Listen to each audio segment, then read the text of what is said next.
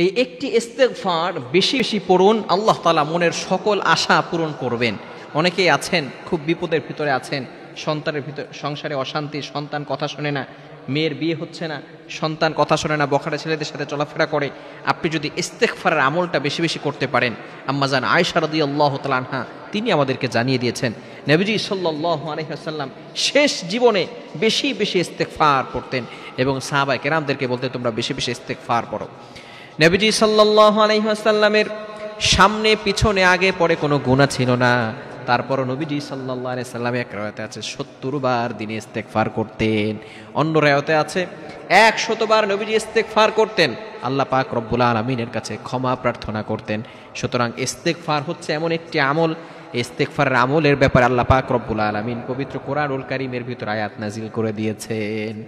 ২৯ নম্বর পারার ১১ নম্বর পৃষ্ঠার ৮, ৯, ১০ নম্বর লাইন সূরা নূহের ১০, ১১, ১২ নম্বর লাইনগুলোতে আল্লাহ পাক রব্বুল আলামিন চমৎকার করে জানিয়ে দিয়েছেন ইস্তেগফার হচ্ছে এমন একটা আমল যে আমলে আল্লাহ পাক রব্বুল আলামিন অসংখ্য পুরস্কার বান্দাকে দান করে থাকে, অসংখ্য পুরস্কার আপনাকে দিয়ে দিবে।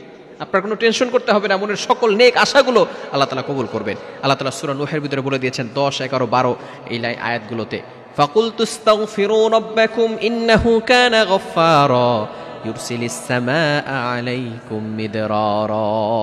আল্লাহ পাক রব্বুল আলামিন জানিয়ে দিয়েছেন যে ব্যক্তি বেশি বেশি ইস্তেগফার পড়বে, ইন্নাহু কানা গফফারা, ওই ব্যক্তিকে আল্লাহ পাক রব্বুল আলামিন ক্ষমা করে দিবেন। গফিরা লাহু মা তাকদ্দামা মিন যামবি, all previous sins will be forgive, তার পিছনে সকল গুনাহ ক্ষমা করা হবে। শুধু তাই নয়, আল্লাহ পাক রব্বুল আলামিন যদি বৃষ্টি না হয়, দুর্ভিক্ষ হয়, আল্লাহ তাআলা দুর্ভিক্ষ দূর করে দিবেন। শুধু তাই নয়, ইউরসিলিস সামাআ আলাইকুম মিদরারা ওয়া ইউমদিদুকুম বিআমওয়াল, যদি সম্পদ না থাকে আল্লাহ তাআলা সম্পদের ব্যবস্থা করবেন, যদি সন্তান না থাকে আল্লাহ তাআলা সন্তানেরও ব্যবস্থা করবেন। এজন্য ইস্তেগফারের আমল করার দরকার আছে না নাই? আল্লাহ তাআলা জান্নাত দিবেন, জাহান্নাম থেকে মুক্তির ব্যবস্থা করবেন, অসংখ্য ফজিলত রয়েছে। ইস্তেগফারটা কি? নবীজি সাল্লাল্লাহু আলাইহি সাল্লাম জানিয়ে দিয়েছেন আস্তাগফিরুল্লাহ রব্বি মিন কুল্লি যামবিন ওয়া আতুবু ইলাইহি লা হাওলা ওয়ালা কুওয়াতা ইল্লা বিল্লাহিল আলিয়্যিল আযীম। এই ইস্তেগফার আমরা অনেকেই পারি, এত বড় লম্বা চূড়া ইস্তেগফার যদি আপনার পড়তে কষ্ট হয় তাহলে শুধু আস্তাগফিরুল্লাহ আস্তাগফিরুল্লাহ আস্তাগফিরুল্লাহ এতটুকু যদি আপনি পড়েন, তারপরও আল্লাহ পাক রব্বুল আলামিন আপনার জন্য সমস্ত গুনাহ মাফের ঘোষণা দান করে দিয়েছেন। গফিরা লাহু মা তাকদ্দামা মিন যামবি, all previous sins will be forgive, তার পিছনে সকল গুনাহ আল্লাহ ক্ষমা করে দিবেন, মনের সকল নেক আশাগুলো কবুল করবেন।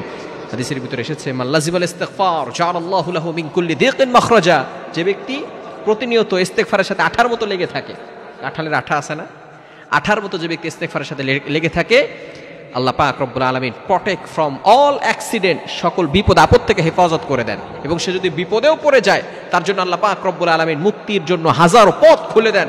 আল্লাহ পাক রব্বুল আলামিন তার মনের আশাগুলো কবুল করেন, নেক আশাগুলো কবুল করেন। এজন্য যারা আল্লাহর কাছে দোয়া করতে চাচ্ছেন, দোয়া কবুল হচ্ছে না, বিপদে পড়ে আছেন, আপনি আল্লাহ তাআলার কাছে বেশি বেশি ইস্তেগফার পড়েন, ইস্তেগফারের সাথে আঠার মতো লেগে থাকেন। বিশেষ করে মা বোনেরা অনেক সময় অনেক দোয়া আল্লাহ তাআলার কাছে করেন। আপনি আর যাই করেন, কাজ করতেছেন, ঘরের কাজ করতেছেন, আপনি রান্না বান্নার কাজ করতেছেন, মুখ তো ফ্রি আছে, মুখ দিয়ে শুধু আস্তাগফিরুল্লাহ আস্তাগফিরুল্লাহ আস্তাগফিরুল্লাহ এটা পড়া যাবে তো ইনশাআল্লাহ? পুরোটা পড়লে আরো বেশি ভালো হবে। আস্তাগফিরুল্লাহ রাব্বি মিন কুল্লি যামবি ওয়া আতুবু ইলাইহি লা হাওলা ওয়ালা কুওয়াতা ইল্লা বিল্লাহিল আলিয়্যিল আযীম। আল্লাহ পাক রব্বুল আলামিন আমাদের সকলকে এই আমলটি করার তৌফিক দান করেন।